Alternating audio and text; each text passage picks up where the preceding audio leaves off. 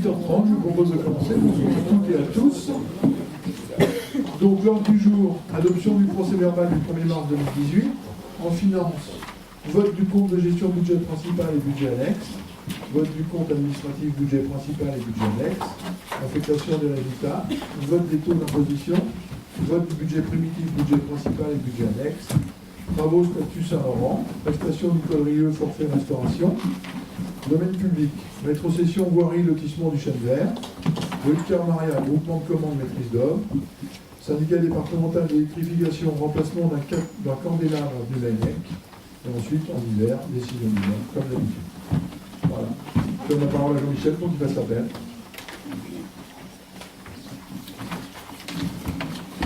Bonsoir à tout le monde.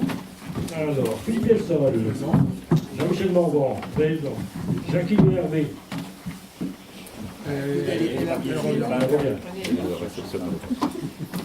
Xavier Compin. Présent. Michel Gourdin. Présent. Marie-Thérèse Albrecht. Présent. Monique Bondou. Présent. Jean-Pierre Cartier. Présent. Dany Leput.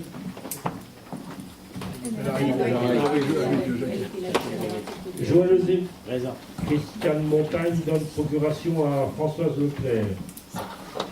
Marie-Odile Jecker. Présent. Joël Quillin. Présent. Françoise Leclerc. Présent. Jean-Luc Dordemin. Présent. Yannick Cabrat est absent et on a une pensée pour lui. Je pense qu'il est toujours à l'hôpital avec mes dernières informations. J'espère pour lui un prompt rétablissement. Véronique Constantin. Présent. Didier Léard. Présent. Christine Lancaster. Régis Quédec. Présent. Stéphanie Leroux. Présent. Cédric Lequadou. Présent. Ludovic Huon va arriver un petit peu en retard. Victor Créorel donne procuration à Marie-Paul Artus. Marie-Paul Artus. Présent. Bénédicte Jobé-Duval. Présent. Éric Duval donne procuration à Bénédicte Jobé-Duval. Je vous propose ce soir, si vous en êtes d'accord, que ce soit Madame Quillin-Joël qui soit notre secrétaire. Si vous en êtes d'accord, levez la main. Merci Joël. Adoption du procès-verbal du 1er mars 2018. Y a-t-il des questions? Ceux qui sont pour, lèvent la main. Qui s'abstiennent? J'ai vu tout le monde lever la main. Unanime. Merci. On attaque les finances et je donne la parole à M. Gourdin. Bien, donc je vais vous inviter à suivre sur les vidéoprojections qu'il y a au mur. Donc nous allons successivement voir dans le cadre de cette table de finances le budget annexe de Bordeaux avec le compte de gestion, le compte administratif 2017, l'affectation du résultat et le budget primitif 2018. On verra ensuite le compte de gestion du budget principal 2017, le compte administratif 2017 du budget principal, l'affectation des résultats 2017, le vote des taux d'imposition, le budget primitif 2018, et ensuite on parlera peut-être en finance, travaux sur le statut Saint-Laurent et la restauration, le forfait de restauration de la prestation de Nicole Rieux. Donc là aussi sur le budget annexe du Petit Bordeaux, c'est toujours difficile de parler de budget, mais j'espère que vous me suivrez dans cette chose-là. Le budget annexe du Petit Bordeaux n'a pas bougé depuis exactement 4 ans. Exactement le même, c'est le copier-coller d'année en année. La seule chose, il devrait se réaliser par exemple la vente du terrain concerné. Donc, ce que je vous propose de faire, c'est de présenter l'ensemble des comptes très rapidement, puisque tout est à zéro, et ensuite, successivement, de passer au vote de la même façon. Donc, le compte des gestions. Le total des sections en recettes, c'est 0. Le total des sections en dépenses, 0. Donc, le résultat d'exercice, 0. Ceci pour le compte de gestion. Pour le compte administratif 2017, réalisation de fonctionnement, 0. Je rappelle qu'on avait tout simplement au BP 2017 mis 200 euros de fonctionnement au cas où il y aurait eu au moins des frais postes ou autres, et la réalisation est à 0. Ce qui génère donc, je ne sais pas s'il y a un excédent ou déficit, mais de 0. Réalisation d'investissement 0, pareil, le résultat d'investissement 0, et le déficit reporté à la clôture de l'exercice 2017 est le même qui était reporté à l'exercice 2014, à savoir moins 63 416 euros et 64 centimes. Donc, du fait même qu'il est égal à 0, il n'y a pas à donner lieu à l'affectation du résultat. Et on reconduit donc le budget primitif exactement sur un copier-coller 2018, qui s'équilibre en dépenses et en recettes pour un montant global de 127 033 euros 28 centimes, en provisionnant de la même façon qu'on l'a fait l'année dernière à la section de fonctionnement 63 616,64 euros, c'est-à-dire une provision de 200 euros de frais au cas où, et à la section d'investissement qui s'équilibre pour un montant de 63 416,64. Y a-t-il des questions? Et j'ai demandé, mais est-ce que vous êtes d'accord pour procéder comme ça sur ce petit Bordeaux qui est un copier-coller et de ne pas détailler chaque chose? Oui. Oui. Donc, on va donc passer au vote pour ce compte, pour les différents, pour le budget annexe du Petit Bordeaux, pardon. Donc, tout d'abord, pour le compte de gestion 2017, et donc le compte de la trésorerie, qui est pour. Donc, si j'ai bien compris, il y a unanimité, si j'ai bien tout lu, unanimité. Merci. Donc, je passe la parole. Alors je prends la présidence de l'Assemblée délibérante parce que le maire doit sortir pour le vote du compte administratif et comme je le dis souvent, en fait, on travaille sur sa copie. Alors, d'après les comptes que vous a donné notre adjoint aux finances, je vous propose de passer directement au vote. Pour le Petit Bordeaux, toujours. Pour le Petit Bordeaux, toujours, oui. Je sais. Alors, qui est pour? Je vous remercie. Il y a unanimité également. Et je repasse donc la parole à M. Gauvin. Il y a donc, on va voter de fait une affectation des résultats qui est à 0, voilà, qui ne donne pas lieu à constater qu'il est bien à 0, donc il ne donne pas lieu à affectation de résultats, que ce soit en investissement, que ce soit en fonctionnement. Donc, sur le principe, qui est pour? Unanimité, merci.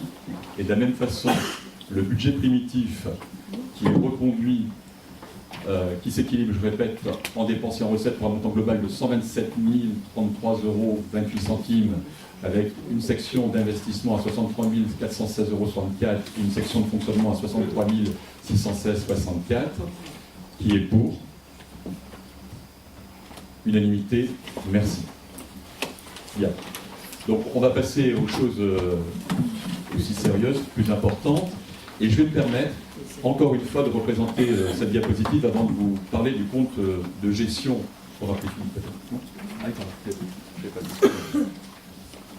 Du compte de gestion 2017, rappelez que on a toujours ces excédents d'assainissement, j'avais utilisé le mot qui pollue, c'est peut-être un mot peu approprié, mais qui pollue toujours la lecture de tous nos budgets de 2017, en rappelant que donc, ce budget, la compétence assainissement ayant été prise au 1er janvier 2017 par l'intercommunalité, il y avait obligation, donc il y a obligation pour la commune de passer les excédents sur l'intercommunalité.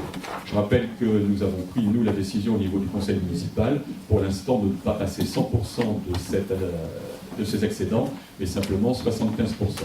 Donc c'est ce qui pollue toujours un petit peu la lecture des comptes, à savoir qu'en fonctionnement, on a toujours 280 000 € 028 et en investissement 619 000 € 318 qui sont consolidés dans les comptes de présentation de la commune. Donc je passe au compte des gestions 2017. Alors, ce compte de gestion 2017, je répète que c'est bien les documents transmis par la trésorerie générale. Et j'ose dire que le compte administratif est bien conforme à ce compte de gestion. Donc, je vais lire, vous avez les éléments qui s'appellent 2.1, exercice 2017. Voilà. Rappelez, je vais consolider de suite, qu'en matière de recettes, en total des sections, les prévisions budgétaires étaient 2017, mais les prévisions budgétaires 2017 étaient à hauteur de 8 172 833,05 €, que les types de recettes émis en total de sections sont à hauteur de 5 732 381,24 €, réduction de titres pour 130,77 € et qu'en conséquence, les recettes nettes s'établissent à 5 732 250,47 €. Pour la partie dépenses, l'autorisation budgétaire totale, toujours 2017, était à hauteur de 8 170 833,05 €. Les mandats émis l'ont été pour 6 393 378,18 €. Annulation de mandat pour une valeur de 33 107,51 €, donc ce qui nous donne des dépenses nettes, totale section, pour 6 360 270,67 €. Le résultat en conséquence de l'exercice consolidé totale section est un déficit de 628 020 €, se répartissant pour la section de fonctionnement en un excédent de 364 998,18 € et pour la section d'investissement en déficit de 993 018,38 €. Je répète, il faut rapprocher ça du tableau précédent et des excédents de transfert assainissement. Sur la page suivante, on va retrouver un peu plus les chiffres et je vais simplement reprendre on retrouve les transferts et les opérations qu'on appelle les opérations d'ordre non budgétaire, à savoir les excédents d'assainissement à lac en investissement pour 825 000 €, en fonctionnement pour 373 000 €, donc un total des excédents pour 1 197 000 €. Et on retrouve bien, donc, en conséquence, à la clôture de l'exercice, les résultats en fonctionnement à 1 070 369,53 €, en investissement à moins 110 296,46 €, ce qui nous donne donc un résultat consolidé à la clôture de l'exercice 2017 à 960 073,07 €. Voilà. Et vous retrouvez bien pour le petit Bordeaux, sur le même document, les moins 63 416,64 €. Éventuellement des questions, des commentaires? Je propose ce compte de gestion au vote. Qui est pour? Unanimité, j'ai bien vu? Merci.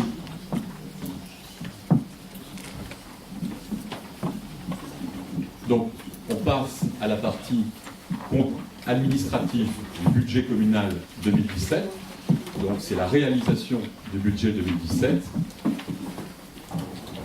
Je me permets de rappeler, tout d'abord, on en avait déjà largement débattu dans le cadre du DOB, mais ce qu'on a pu ressortir, et ce qui s'est confirmé, puisqu'il y avait les chiffres présentés dans le cadre du DOB, étaient les chiffres définitifs. Donc, on a constaté une baisse de toutes les autres charges que les charges de personnel. J'ai toujours rappelé que la loi de finances, je rappelle que la loi de finances demandait une hausse limitée à 1,1% pour contractualiser éventuellement dans le cadre de cette loi. Alors, nous ne souhaitons pas contractualiser, mais a priori, on a fait mieux que cela puisqu'on a baissé l'ensemble des charges autres que celles de personnel. Pour les charges de personnel, j'ose dire qu'elles ont été maîtrisées, dans la mesure où, si on appliquait tout ce qui était évolution de carrière, point d'indice, GVT, revalorisation des cotisations au 1er janvier 2017 jusqu'au 31 août 2017, la simulation nous donnait une augmentation de masse salariale de 172 000 €. C'était le BP 2017. L'augmentation au final n'est que de 127 295 €. Donc c'est pour ça que je me permets de dire qu'on a eu une hausse des charges de personnel maîtrisée. Rappelez encore une fois, et ça c'est bon signe aussi, que les recettes augmentent plus vite que les charges. Et j'ose dire que tout cela, c'est au service des coûts atteints, dans la mesure où, en 2017, on avait bien fait qu'il n'y avait pas d'augmentation telle qu'on s'y était engagé des taux d'imposition, des taux d'impôts locaux communaux. Je rappelle bien que nous, on est simplement maître des taux et que les bases, c'est l'État qui fixe les bases d'imposition. Pour passer à la section de fonctionnement, celle-ci est équilibrée en prévision pour un montant de 5 505 843 euros et 14 centimes. En titre émis au cours de l'exercice 2017, ça a été on a émis 4 950 085 euros 34 centimes. Les mandats émis au cours de l'exercice 2017 l'ont été pour 4 585 087 euros et 16 centimes, ce qui en conséquence dégage un excédent 2017 de 364 998 euros et 18 centimes. Cet excédent, consolidé avec les excédents reportés des exercices antérieurs, qui était de 705 371,35 €, font qu'on a un excédent cumulé à la clôture 2017 en fonctionnement à hauteur de 1 070 369,53 €. Je rappelle que dans le cadre du DOB, on avait évoqué ces choses-là et ça ne fait que confirmer si des gens ont assisté au débat du DOB, on est exactement dans les chiffres présentés au DOB. Pour la section d'investissement, elle était équilibrée en BP 2017 pour un montant de 2 664 989 euros et 91 centimes. Au titre, les titres émis au cours de l'exercice 2017 l'ont été pour 782 165 euros et 13 centimes. Les mandats émis au cours de l'exercice 2017 l'ont été pour un montant de 1 775 183 euros et 51 centimes, ce qui donc génère un déficit 2017 d'investissement de 993 018 euros 38 centimes, qui, rapproché des excédents reportés des exercices antérieurs, à hauteur de 882 721 euros 92 centimes, nous donne un déficit cumulé à la clôture de l'exercice 2017 sur le budget investissement, sur la section d'investissement, pardon, à moins 110 000 euros 296 euros et 46 centimes. Donc, on reprend les deux résultats globaux, à savoir la section de fonctionnement pour 1 070 000 euros, la section d'investissement, le déficit à hauteur de 110 000 euros, ce qui nous permet d'avoir un résultat de clôture de l'exercice 2017 à hauteur de 960 073 euros et 7 centimes.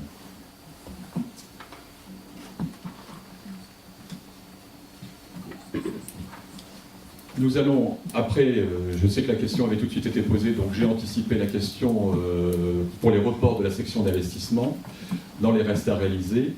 En matière de recettes, les restes à réaliser s'élèvent à 211 669 euros 40 centimes. Les dépenses restes à réaliser s'élèvent à 338 258 euros et 80 centimes. Donc, ça nous donne un solde des restes à réaliser de moins 126 589 euros et 40 centimes. Voilà. Donc, je rappelle encore une fois que nous avons un excédent de fonctionnement d'1 070 000 euros. Se le mettre un peu en mémoire, sachant que nous allons être appelés, je vais vous demander de vous prononcer sur la destination de ces 1 070 000 euros. Il y a certainement des questions avant de passer au vote du compte administratif. On n'a pas de questions, mais des observations. Donc, lors du débat d'orientation budgétaire, on avait souligné la forte augmentation des charges de personnel en 2017, après 2 années de stabilité et même de baisse correspondant aux efforts de la municipalité précédente. Vous avez expliqué que ces dépenses supplémentaires étaient contraintes. Nous estimons au contraire qu'elles pouvaient être contenues comme nous l'avions fait en 2015 et depuis. On commence pas ? Non. Comme nous l'avions fait en 2015-2016 face à des dépenses supplémentaires également contraintes. Nous avions également les mêmes contraintes. Vous avez écrit que le seuil critique était atteint lorsque le montant de la rémunération du personnel dépassait 57% des dépenses réelles de fonctionnement. Vous aviez à l'époque nié que cela était effectivement le cas en l'espèce, en expliquant que le taux était en fait de 52%, alors c'était 50% des recettes. Comme nous l'avions dit, nous pouvons aujourd'hui constater, page 2 du compte administratif, que le seuil critique est largement atteint puisqu'il est exactement de 59,92 des dépenses réelles de fonctionnement. Donc cette erreur manifeste d'appréciation force à réévaluer la réalité de la situation, d'autant plus lorsqu'on prend en compte les autres caractéristiques de nos finances. En effet, nous avons des dépenses de fonctionnement supérieures à la moyenne. Malgré tout, les recettes sont inférieures à la moyenne et notre dépendance aux dotations d'État en est d'autant plus forte. La dotation globale de fonctionnement par habitant est presque 2 fois plus importante que la moyenne nationale, 296 € contre 167 €. Quand on sait l'avenir réservé à la fiscalité locale et aux dotations d'État, cela invite à la réflexion et à la remise en cause des dogmes afin de préparer l'avenir et de ne pas se trouver dépourvu quand la vie sera venue. On connaît l'argument aussi de dénier tout intérêt aux moyennes nationales, surtout lorsqu'elles mettent en lumière les efforts qu'il faut avoir le courage de consentir. Mais les chiffres sont là et constituent une réalité objective, on ne peut se voiler la face éternellement. En termes d'investissement, le compte administratif 2017 souligne bien qu'il n'y a eu aucun déficit hérité de la précédente municipalité. On relève que le projet Habitat partagé n'a connu aucun mouvement financier en 2017. Vous allez certainement nous rassurer en disant que ça avance. Comme nous avions voté contre le budget primitif 2017 du fait d'un défaut d'effort suffisant de maîtrise des dépenses de fonctionnement, de certains projets d'investissement que nous estimions flous et générateurs de dépenses de fonctionnement nouvelles, et plus largement d'un manque de préparation des évolutions futures, nous décidons de nous abstenir. Voilà pourquoi nous décidons de nous abstenir pour ce compte administratif. Voilà. Je vais quand même apporter, vous m'avez dit qu'il y avait des remarques, ce n'était pas des questions, je vais quand même essayer d'apporter des précisions. Voilà. Alors, simplement pour dire que, je répète bien, que l'augmentation de la masse salariale, elle est uniquement due aux obligations légales. Les dépendants aussi, à l'époque. Oui, non. Les mêmes contrats. Pendant 2 ans au préalable, il n'y avait pas eu d'augmentation, et là, l'État a dit on augmente. Donc c'est comme ça, mais c'est pas grave. Et d'ailleurs, ce rattrapage, j'entends pour les personnes concernées, il fallait le faire. Ça, c'est un autre point. Mais je me permets de répondre éventuellement sur cela, sur le pourcentage de la main-d'œuvre sur les dépenses réelles de fonctionnement. En signalant une chose, c'est qu'il faut bien voir une chose, et ça c'est vraiment une volonté politique forte de notre part, c'est qu'une partie de cette main-d'œuvre est envoyée vers des travaux en régie, pour un montant exactement de 68 736 €, voilà, ce qui représente 2,7% de la masse salariale. Donc 68 736 € sont retournés au patrimoine plouatin. Ensuite, au niveau du CCAS, il y a un reversement de 42 000 € pour le temps passé par le personnel mis à disposition, auto réinterprété. Ensuite, il y a, dans le phénomène d'atténuation des charges, remboursement en partie des frais d'arrêt de travail pour les assurances à hauteur de 44 000 €. Ensuite, je pense que personne ne contestera le fait que Ploua a des frais de centralité, je dirais un peu chef-lieu de canton, par des charges induites et qui sont compensées par la DGF. Je veux dire, toutes les communes aux environs n'ont pas une bibliothèque. Et c'est très bien pour Ploua d'en avoir une. On est d'accord. Mais automatiquement, on a les personnels attachés à cela. Conséquence de quoi? La somme de toutes ces charges représente exactement, c'est pas négligeable, 181 038 € et 16 centimes. Et si je retraite la masse salariale de ce montant, j'arrive à un total de 55%. Bon, voilà, chacun a ses interprétations. Et on veillera, et d'ailleurs donc je réfute complètement les arguments qui me sont donnés, dans la mesure où notre souci, et on l'a dit dans le DOB, sera de maintenir en l'état, lorsqu'on n'est pas confronté aux obligations légales d'augmentation du salaire, la masse salariale. Et on verra dans le vote du budget 2018, dans le BP 2018. Enfin, je me permettrai quand même, parce qu'il y a des moments où ça commence à m'agacer, moi je veux bien continuer à suivre les choses et dire que c'est la continuité républicaine, mais je veux dire que par des choix en matière de ressources humaines, vous avez fait certains choix. Je veux dire, aujourd'hui, ces choix pénalisent annuellement la commune, vous voyez bien ce que je veux dire, de 67 000 €. 67 000 €, ça représente à nouveau 2,67% de la masse salariale. Ce qui veut dire, et ça, moi je l'assume, Mais quand on vient me chercher, on me trouve. Non, mais dites-moi, réexplique-moi ça là. Tout simplement parce qu'à un moment donné, et je respecte ce choix, c'est un choix politique, vous êtes séparés d'un DGS. Je ne vais pas le citer. Voilà. Ah oui, mais ça représente 60. Et si j'avais pas ça, et on l'aura jusqu'en 2020, tous les ans, ça nous coûte 67 000 euros. D'accord ? D'accord ? 2,7%. Alors arrêtez de me répéter que, voilà, parce que si même des 59%, j'ai déduit, c'est 3% du DGS, on est largement bien. Et en 2020, ça s'éteindra. On est d'accord ? Donc on est largement. Et si on retraite systématiquement la masse salariale de ces montants dans lesquels c'est une continuité républicaine, je ne suis jamais intervenu à ce niveau-là, ils font un jour, arrêtez. Ou on en fait état, ou on n'en fait pas état. Ça, c'est ma réponse. La deuxième chose, c'est effectivement, en matière d'habitat partagé, donc le budget précédent ne l'avait pas prévu, on va démarrer complètement tous les travaux à partager pour cette année. Voilà. Je vous remercie.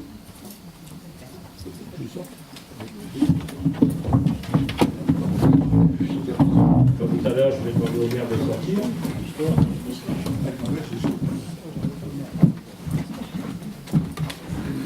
Je pense que vous avez eu toutes les explications voulues par mon collègue. C'est également passé en commission des finances le 29 mars, à l'unanimité moins une abstention. Le compte de gestion a été voté et je voudrais excuser Madame Denis, qui ne peut pas être là ce soir. Et autrement, nous allons passer au vote du compte administratif. Qui s'abstient? 4 abstentions. Qui est contre? Qui est pour? Je vous remercie. Je repasse la main à mon collègue.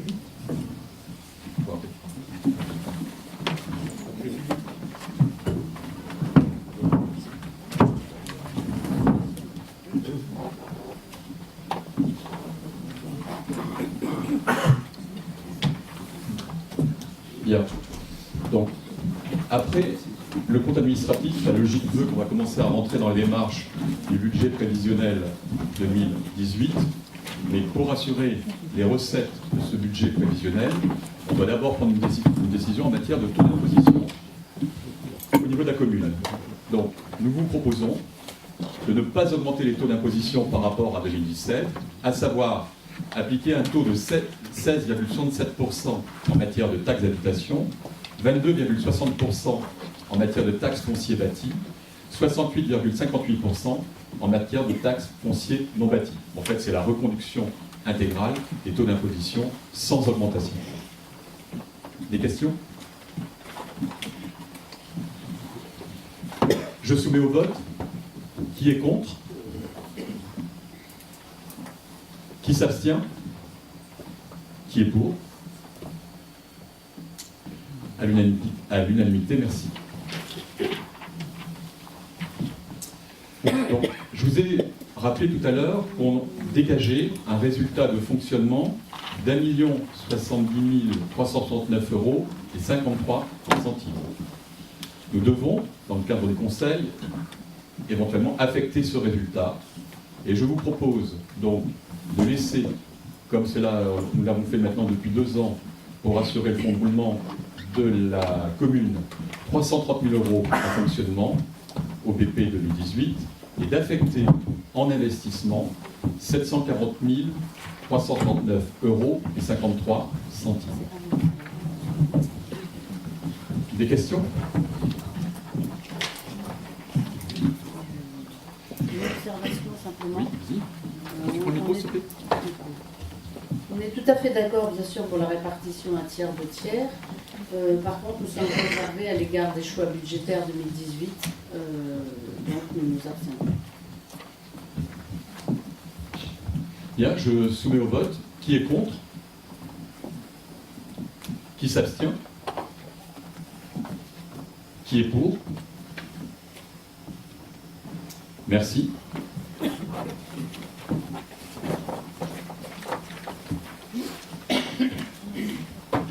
Donc nous allons passer au budget primitif 2018 du budget communal. La section de fonctionnement s'équilibre en dépenses et en recettes à hauteur de 5 118 989 euros et 20 centimes. Comment a-t-on écrit, comment a-t-on raisonné ce budget primitif 2018? D'ailleurs, pour répondre, nous étions engagés dans le cadre du DOB à maintenir la masse salariale à la hauteur de 2017, et on confirme cette volonté, c'est-à-dire pas d'augmentation de la masse salariale. Je veux dire, c'est même... enfin, voilà, on va rester là, je vais revoir après en détail les choses dans leur détail.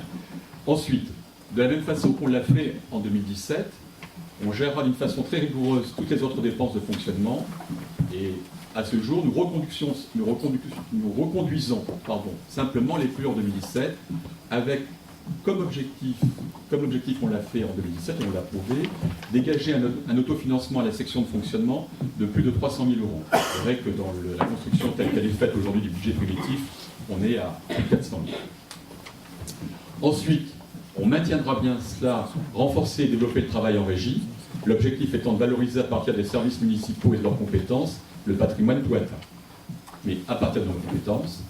Et pour autant, dans tout ce budget primitif 2018, on maintient bien les subventions aux associations pour les conforter dans leur rôle de lien social et structurant d'aménagement du territoire. Et on a toujours la prétention de développer une politique ambitieuse de la culture pour tous à Plouin. Donc voilà les règles qu'on s'est fixées pour écrire le budget 2018.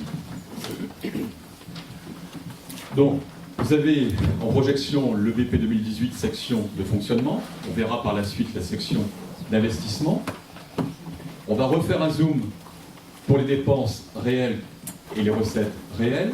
Là, les deux choses sur lesquelles j'aimerais attirer l'attention, c'est au chapitre 023, ces chiffres qui est en rouge, sur la colonne de gauche.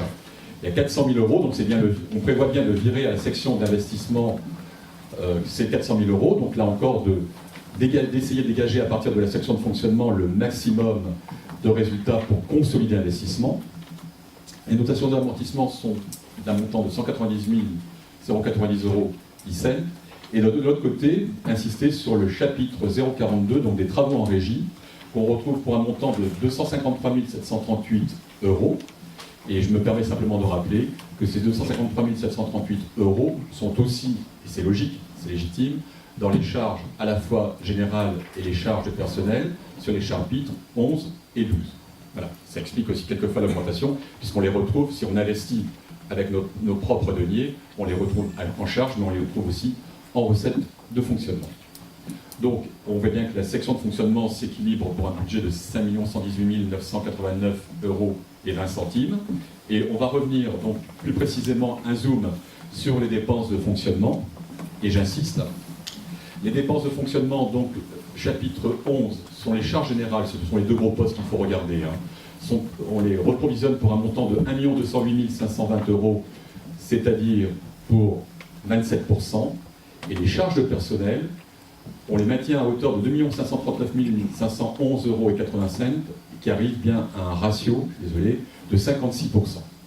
Et non retraité de tout ce que j'ai dit précédemment. On sera encore en dessous. Voilà. La charge financière se montrera à un montant de 122 298 euros et 85 centimes. Charge financière, je rappelle que c'est les intérêts d'emprunt, l'emprunt, le capital d'emprunt étant sur la section bien évidemment d'investissement. Pardon, merci. Voilà. Donc le total des dépenses réelles s'élève à 4 520 899 euros et 10 centimes. On retrouve en dessous de la même façon donc les dotations aux amortissements et la réserve de 400 000 euros de virement à la section d'investissement. Je passe aux recettes de fonctionnement. On a été prudent pour l'instant, parce qu'on pense toujours que ça peut baisser, mais on a été prudent. Donc avec cette prudence, on a provisionné en impôts et taxes au chapitre 73 2 721 000 et au chapitre 74 en dotation et subventions 1 432 830 euros. Voilà. Ce qui nous donne donc un total de recettes de fonctionnement, dont les travaux en régie pour un montant de 253 738 euros, de 5 118 989 euros et 20 centimes. Le schéma que vous voyez, le camembert que vous voyez sur l'écran, montre qu'effectivement, donc, la recette principale de la commune intervient pour 60 euros d'impôts et taxes et pour 60%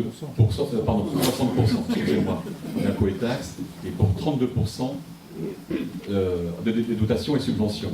Et on sait bien aujourd'hui, bien qu'on ait peu d'informations en la matière, que la taxe d'habitation disparaissant, on va voir la partie grise qui logiquement doit augmenter, c'est ce qu'on nous assure, par rapport à la partie orange. Voilà. Diapo suivante. On passe donc après la section de fonctionnement à la section d'investissement. Celle-ci s'équilibre en dépenses et recettes à hauteur de 3 646 672 euros et 3 centimes. Alors, là, il va falloir un petit peu d'attention sur la façon, c'est une première, dont est présenté le budget primitif, investissement, surplus. Ce qu'on a essayé de faire, c'est vraiment de décider de ne pas travailler en autorisation de programme, c'est-à-dire de découper les investissements qui peuvent être faits sur plusieurs années et de les mettre par tranche. On a décidé d'engager la totalité des actions connues, même si elles auraient lieu sur 2 ans, sur 3 ans. Et c'est tout particulièrement vrai pour la Maison de la Jeunesse, des associations et de la ruralité, à partir de l'étude ADAC 22. C'est tout particulièrement vrai pour l'aménagement de la route de Kermaria, toujours à partir de cette étude de ce même établissement, et la programmation et le programme de la restauration du porche de Kermaria en collaboration avec la TRAC. Et en montant ainsi le budget, tout particulièrement de la section d'investissement, notre objectif était vraiment que le budget soit le reflet vraiment de notre action politique, à savoir les engagements de campagne qui ont été pris sont respectés au travers du budget. Donc on a provisionné l'intégralité de tout ce qu'on avait fait, tout particulièrement la Maison de la Jeunesse, des associations et de la ruralité. Donc le budget 2018 s'établit de la façon suivante, et je reviendrai sur tous les chiffres.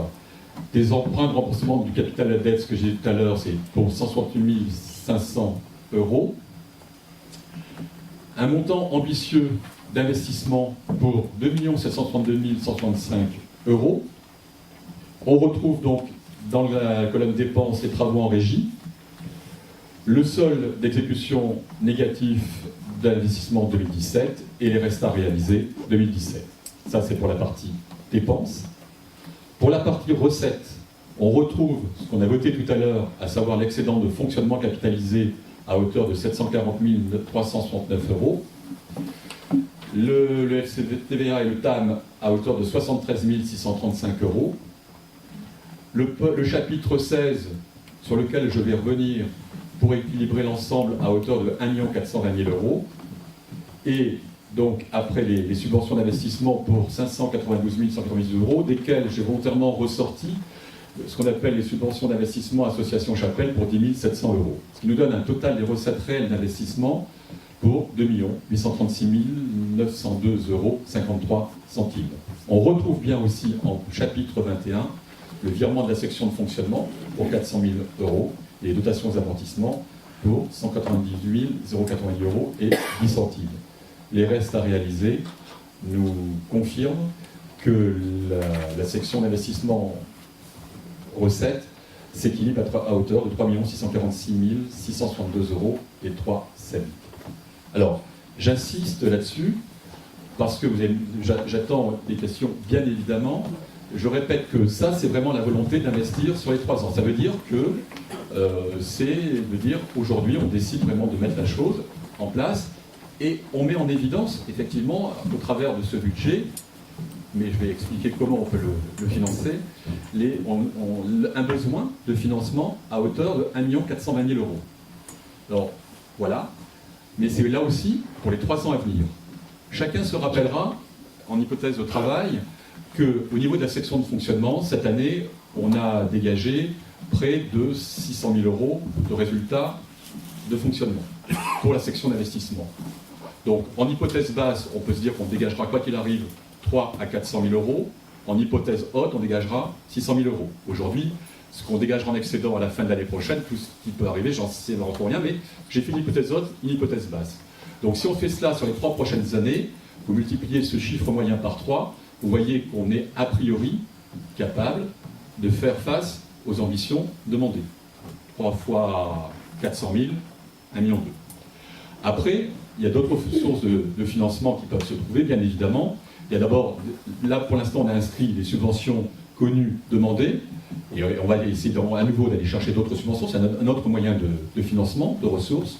Il y a aussi, et là pour l'instant je ne peux pas dire autre chose, j'aurais aimé pouvoir au budget 2018 dire que le compromis de vente de Kerjan, du camping de Kerjan, était signé. À ce jour, les acheteurs potentiels demandent toujours des informations complémentaires. Donc aujourd'hui, ce n'est pas signé et on ne l'a pas mis. Mais par contre, effectivement, si on avait une recette de 410 000 euros, ça nous permettrait à nouveau de financer nos investissements. Voilà. Et enfin, il faudra peut-être que d'ailleurs on se pose la question, parce que c'est quelque chose qui est en réflexion sur beaucoup de communes, il faudra peut-être qu'au niveau de la commission finance, on se pose la question. Aujourd'hui, bien qu'on n'en ait pas, j'ai essayé de montrer qu'on n'en avait pas besoin, mais a priori, les taux d'emprunt étant vraiment très faibles aujourd'hui et ne pouvant qu'augmenter dans le temps, comment on a intérêt à mieux gérer les dépenses communales?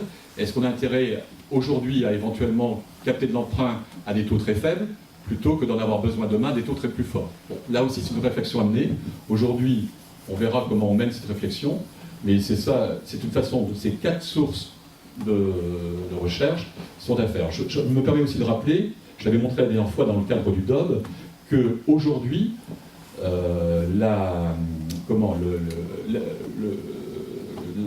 si on ramène l'épargne, excusez-moi, si on ramène l'épargne brute à la dette de la commune, on a aujourd'hui un taux de remboursement à hauteur de 4,6 années.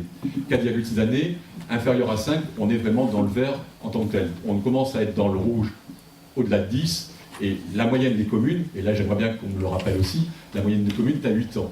Donc c'est pour ça qu'on doit toujours essayer de voir si on a intérêt éventuellement à ramener à 8 quand on est en position de force de négociation vis-à-vis des milieux bancaires, ou quand on est plutôt en position de faiblesse. Voilà, c'est des réflexions qu'on mènera, mais sur le court terme, sur 2018, on n'a pas besoin de ce genre de choses. Voilà. Donc ça c'est pour un peu alimenter la réflexion du budget d'investissement.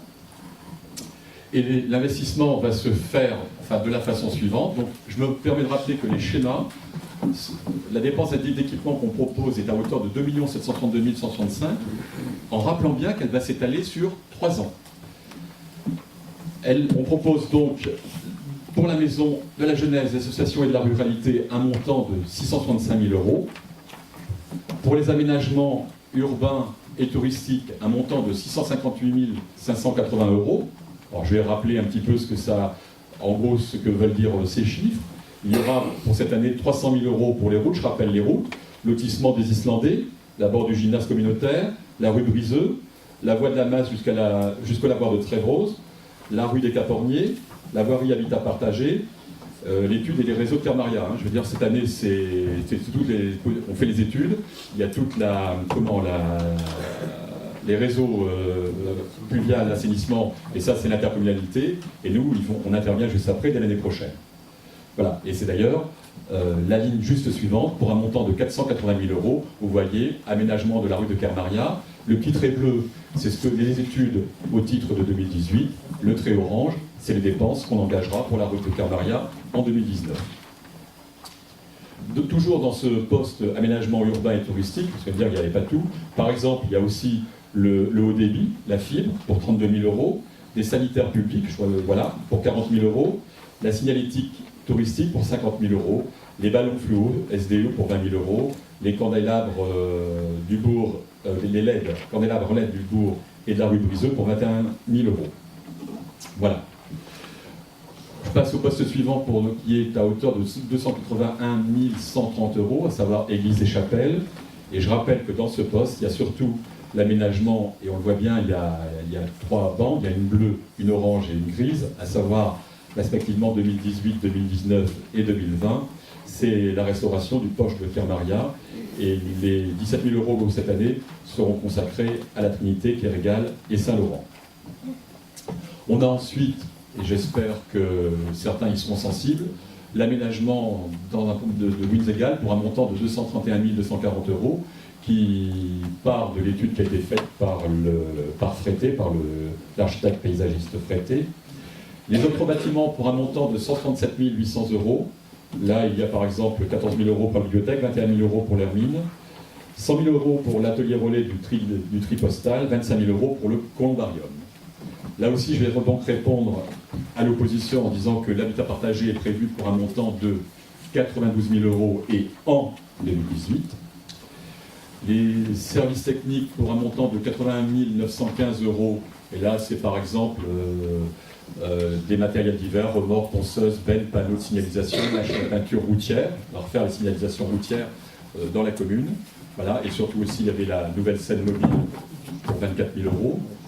Les bâtiments et services administratifs pour 51 000 € sont des équipements essentiellement de bureaux, des logiciels et appareillages, et particulièrement, on l'avait évoqué dans le cadre du débat d'orientation budgétaire, le passage au gaz de la chaudière de l'hôtel de ville, limiter les dépenses là encore. Pour les écoles et la LSH, 38 400 €, c'est tout particulièrement la chaudière du restaurant scolaire, des ordinateurs et des jeux essentiellement pour la LSH et les jeunes. Enfin, les équipements sportifs pour 15 000 €, c'est le couvercle du sautoir de Kerlève, le pare-ballon de Kerlève et par exemple un miroir de salle de danse, aussi un miroir pour la salle de danse. Et après, il y a plein de petites choses que je ne développe pas, mais bien sûr, tout ça est public, on peut parfaitement. Et de toute façon, on aura l'occasion d'en débattre au fur et à mesure dans les différents conseils municipaux à venir. Une chose sur laquelle je reviens, donc là, c'est la dépense d'investissement. Voilà, et je l'avais dit tout à l'heure que je reviendrai sur les travaux en régie. Donc cette année, nous avons provisionné en montant total de travaux en régie, donc un montant inférieur à l'année passée, pour 253 738 €, mais qui se répartissent en 115 880 € d'achat de matériaux, 16 695 € de matériel de location et 121 061 € 7 centimes pour la main-d'œuvre municipale. Et là, vous verrez donc que c'est une répartition différente, c'est une structure de travaux en régie différente, où la main-d'œuvre municipale sera supérieure à celle de l'année précédente. Je suppose qu'il y a des questions. Alors, d'abord, une question, d'abord. Qu'en est-il de la prise en charge financière du poste d'animateur par la communauté de communes? Alors, je vais répondre d'une façon plus large. On est en négociation complète sur les transferts et on aura là aussi, c'est pour ça que je me dis qu'on ne peut qu'améliorer.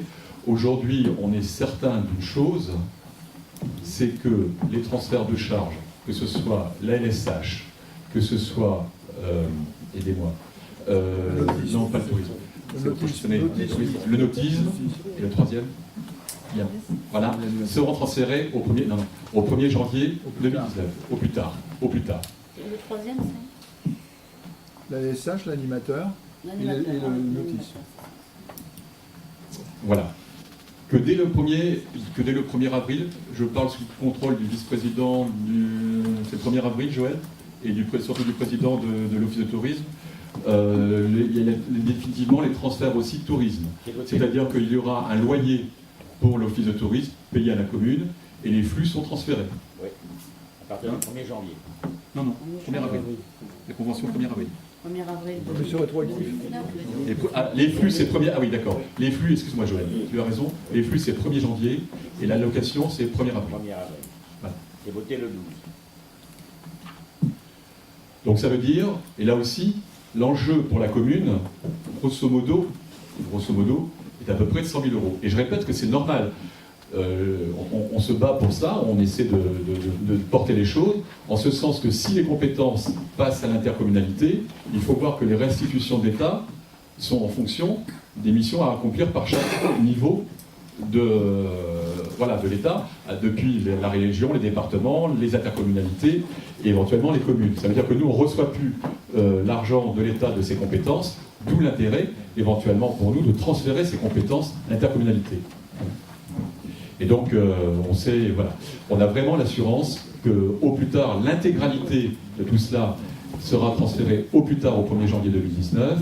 c'est quand même un enjeu pour certainement baisser les charges de fonctionnement pour l'année prochaine de 80 à 100 000 euros. Bon, sinon, quelques observations. Bon, c'est vrai que les nouveaux investissements là sont sur 3 ans, mais nous avions quand même observé qu'il y avait un budget donc, de 3 282 000 euros. Ce montant nous interroge quand même. Est-ce qu'on peut se le permettre compte tenu des faibles marques de marchement de manœuvre que nous dégageons?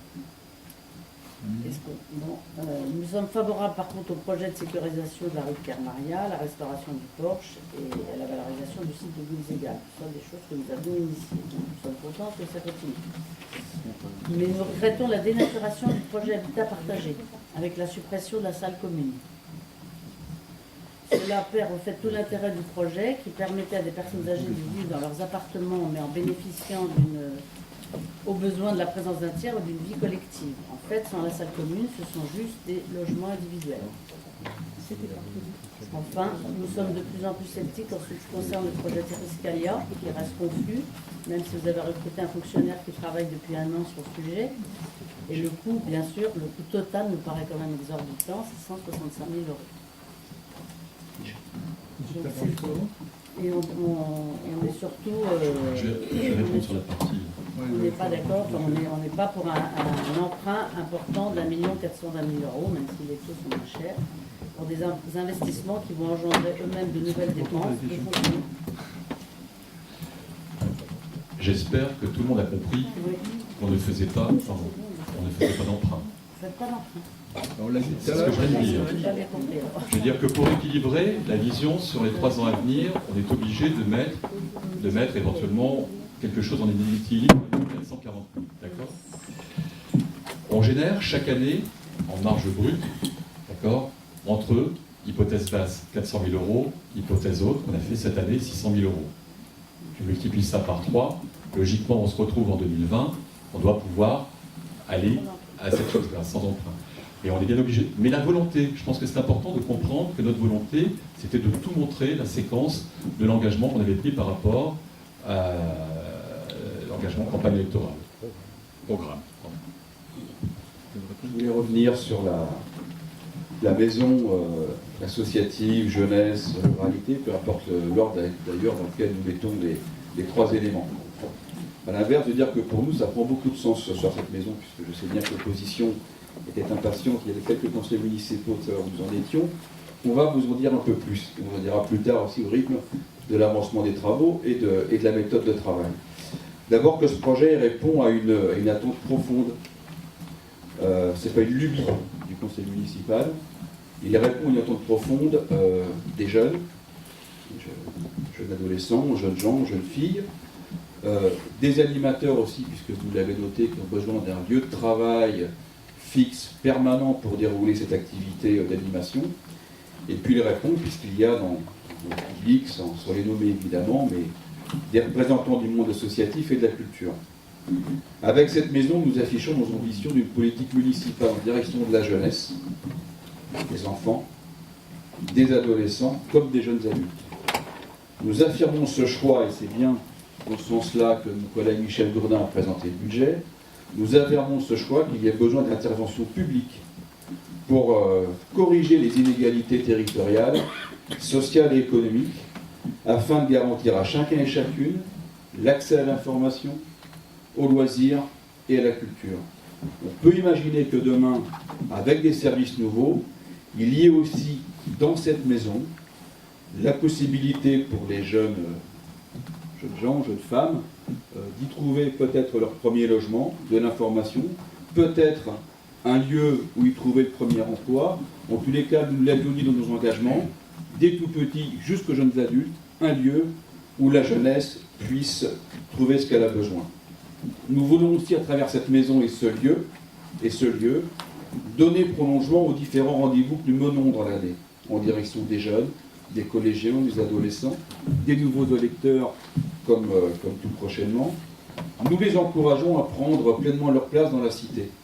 Comment pourraient-ils prendre pleinement leur place dans la cité sans avoir ce lieu d'exercice et de rendez-vous qu'il est juste à attendre d'une commune telle que Ploie, puisqu'il a été dit que nous jouions également ce rôle de chef-lieu de canton. Avec cet outil, nous aurons un lieu commun, un lieu à construire évidemment ensemble, jeunes, associations et élus. Mais au-delà de ça, c'est un lieu, c'est de la politique que nous faisons ce soir derrière les chiffres. C'est un lieu où développer l'autonomie de la personne, un lieu pour accompagner la réussite éducative et professionnelle, un lieu de création et de savoir, y compris intergénérationnel, avec la présence des métiers de la ruralité. La méthode, certes, vous étiez impatient, et je m'adresse très gentiment à l'opposition, vous étiez impatient de savoir où nous en étions. D'abord de revenir sur la méthode. La méthode, c'est les projets partagés. La méthode, la marque de fabrique de cette municipalité, de cette majorité municipale, c'est d'essayer d'être le plus près possible de projets très largement partagés. Évidemment que ça prend du temps. Évidemment que ça prend du temps de faire le tour avec les différents utilisateurs, avec les animateurs, avec la ludothèque associative d'aujourd'hui, avec les associations, avec le BAGAD. Oui, c'est une marque de fabrique, mais ça prend du temps avant de décréter dans un bureau en mairie, voilà le projet que vous aurez sur la table. Ce travail avec les programmistes, avec l'ADAC, avec les différents partenaires institutionnels, ce va-et-vient également que nous essayons de faire le plus près possible avec les utilisateurs, demande du temps. Mais il nous a permis aujourd'hui, à l'inverse, sur le projet, de nous donner force. Donner force sur les 3 grands espaces que seront cette maison. Un espace jeunesse ludothèque, un espace musique, un espace autour des outils de la ruralité. Je vous fais grâce des toilettes et des petites salles qui seront évidemment à disposition de tout le monde.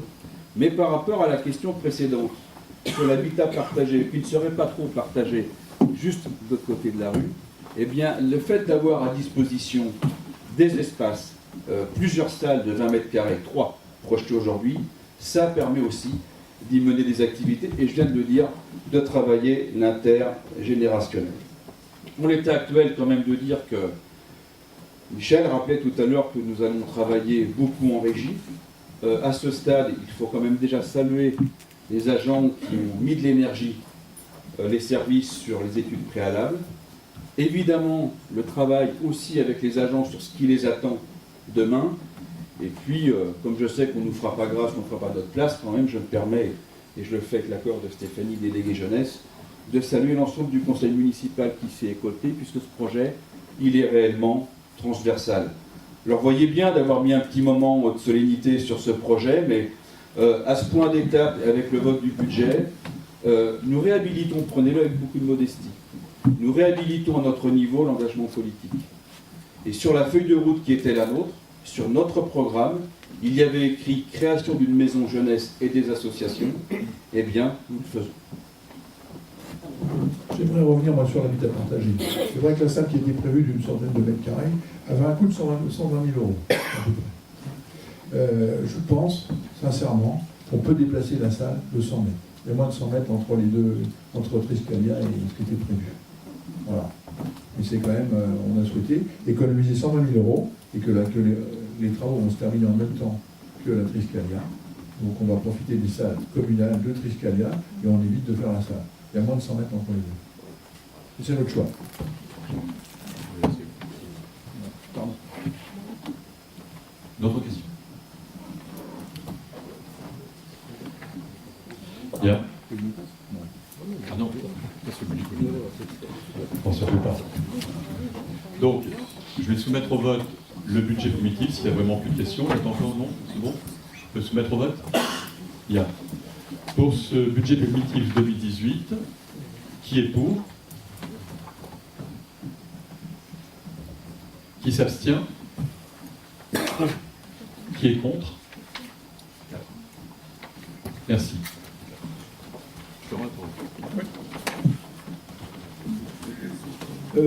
Travaux Stintus Saint-Laurent. Jackie.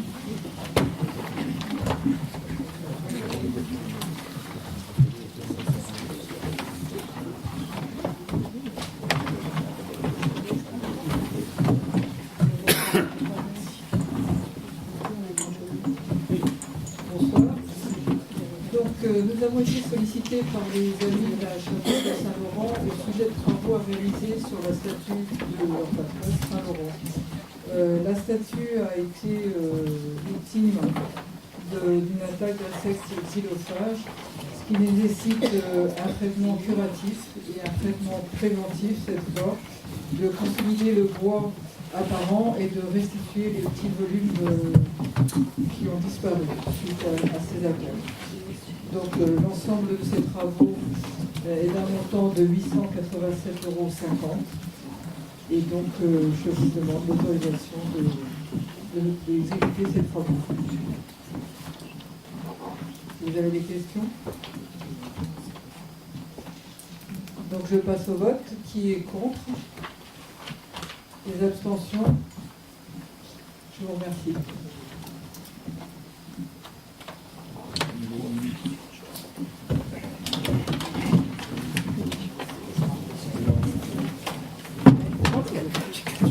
Monique Bondou pour l'accueil de Mme Nicole Rieux lors de la semaine du stage d'atelier de spectacle.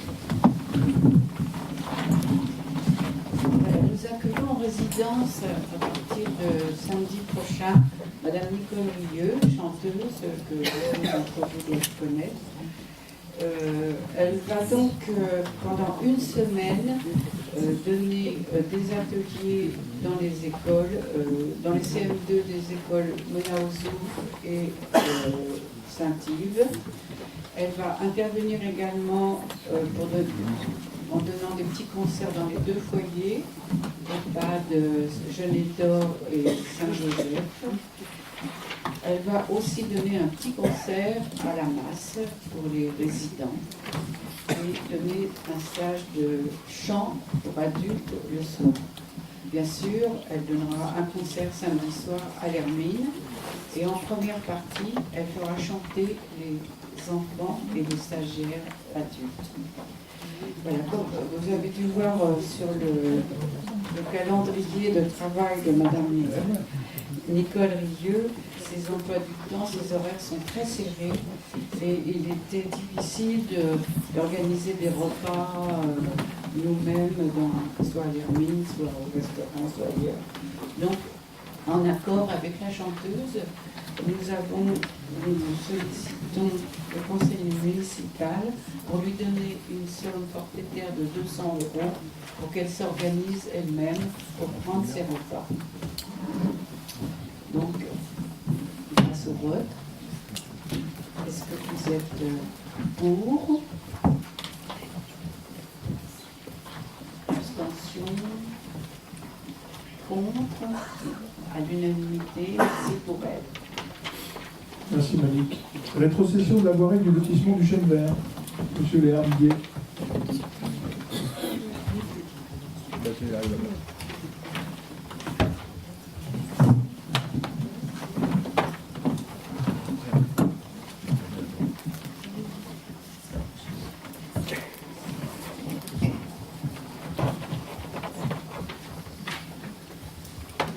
Le lotissement du Chêne Vert, situé au bord de la RD 786, en sortie de Plouhon, direction Paimpol, est un projet porté par Terre et Paix Habitat, avec la société Airfiti comme promoteur.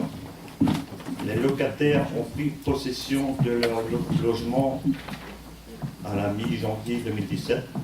La réunion présente des différents acteurs validant les principes de la rétrocession et des conditions de la mairie de Plouhon.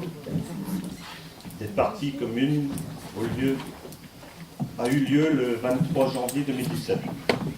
La rue traversant ce lotissement a été baptisée rue du Gouello par le conseil municipal le 8 mars 2017.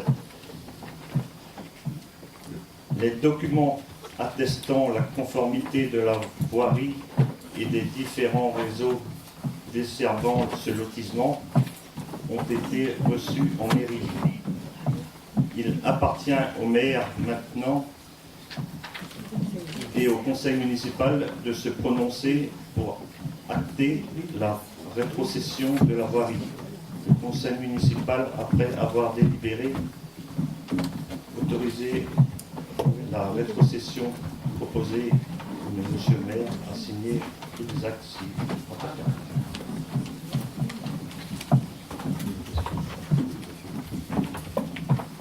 Je voulais juste savoir comment c'était prévu au départ, les routes, enfin pour les routes.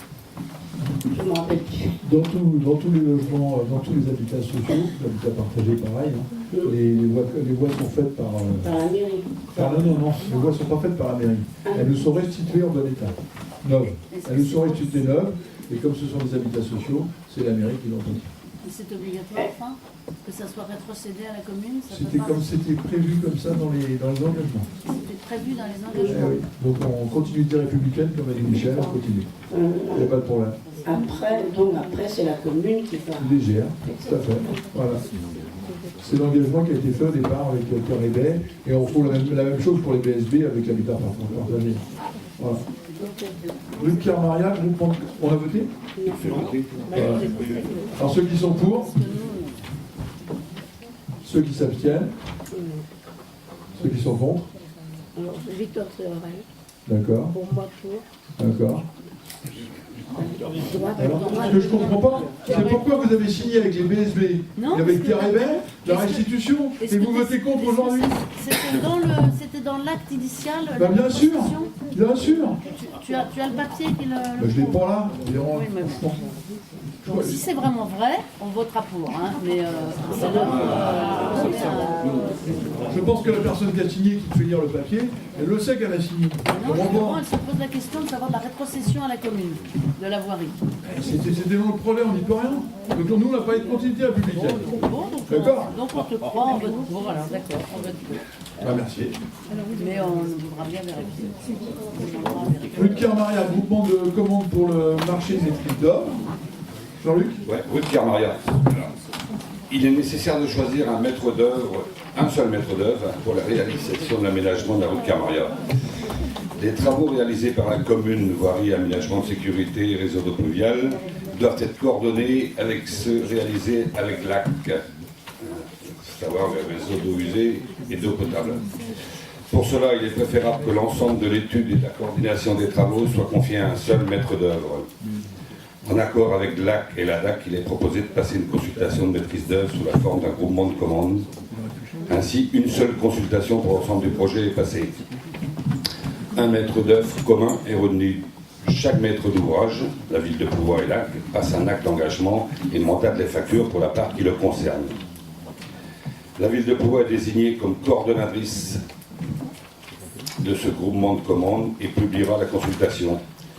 La commission d'ouverture des plis de la ville de Plouvois sera chargée de l'ouverture et de l'analyse des offres. L'acte désignera son représentant à cette commission. Une convention constitutive du groupement de commandes sera signée par les parties, la ville de Plouvois et l'AC. Une procédure similaire sera employée lors de la passation du marché de travaux. Alors, je vous demande s'il y a des questions. Tout le monde a bien compris qu'il y a deux maîtres d'ouvrage qui ont choisi un seul maître d'œuvre. Non, mais pour savoir si vous avez bien compris le principe des maîtres d'ouvrage et du maître d'œuvre. On passe au vote. Alors, qui est contre? Qui s'abstient? Merci. SDO, remplacement d'un candélabre, avenue Laennec. Lié. Le candélabre 2V 944 qui surplombe le débutant de tabac, avenue Laennec, ne fonctionne plus et il est irréparable. Donc on a eu un devis de 1 000 €, coût des travaux majoré de 5% de frais de maîtrise. La participation de la commune est de 60% du total hors taxe de l'opération, soit 600 €. Notre commune ayant transféré la compétence éclairage public au syndicat, celui-ci bénéficiera du fonds de compensation de la TVA et percevra de notre commune une subvention d'équipement au taux de 60%. Conformément au règlement financier calculé sur le montant de la facture d'entreprise effectuée du coefficient moyen du marché augmentée de frais de maîtrise d'œuvre au taux de 5%. La participation des collectivités sont calculées au coefficient moyen du marché de travaux auquel se rapporte le dossier. L'appel de fonds se fait en une ou plusieurs fois selon que le syndicat aura réglé l'entreprise suivant les mêmes modalités, au prorata du paiement de celui-ci. On passe au vote. Sauf s'il y a des questions. Oui. Oui, pas de questions. Donc on passe au qui est pour.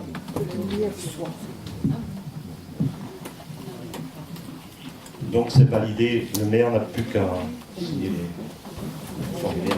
Ça nous permettra aussi pour l'éclairage des fêtes de Noël de ne pas voir cette partie noire, puisqu'il y aura aussi une prise pour les illuminations. Décision du maire. Par délibération en date du 5 novembre 2016, le conseil municipal a décidé de déléguer à monsieur le maire, sur le fondement de l'article L 2122-22 du CGCT, un certain nombre d'attributions dans le but de simplifier et de rendre plus efficiente la gestion des affaires courantes. Il doit être rendu compte périodiquement au conseil municipal des décisions prises dans le cadre de cette délégation. Délivrance et reprise de concessions. 11 concessions. Ça va de 15 à 50 ans. Ensuite, fixation des reprises d'alignement. 14 alignements ont été pris depuis le conseil précédent. Exercice et délégation des droits de préemption de la commune. Il y a eu 11 propositions, nous avons toutes rejetées. Voilà. Questions diverses. Monique, tu veux dire un mot, non? Pour le spectacle, non? On vous attend tous au concert de l'école Rieux le samedi prochain. Samedi 14. Non, mais tu dois rester assise, hein. Au concert de Nicole Rieux samedi prochain, 14 avril à 20h30 à l'Hermine. Merci. Merci. On y sera. Je clôt le conseil municipal. Bonne soirée à tous et merci d'être venus. Bonne soirée.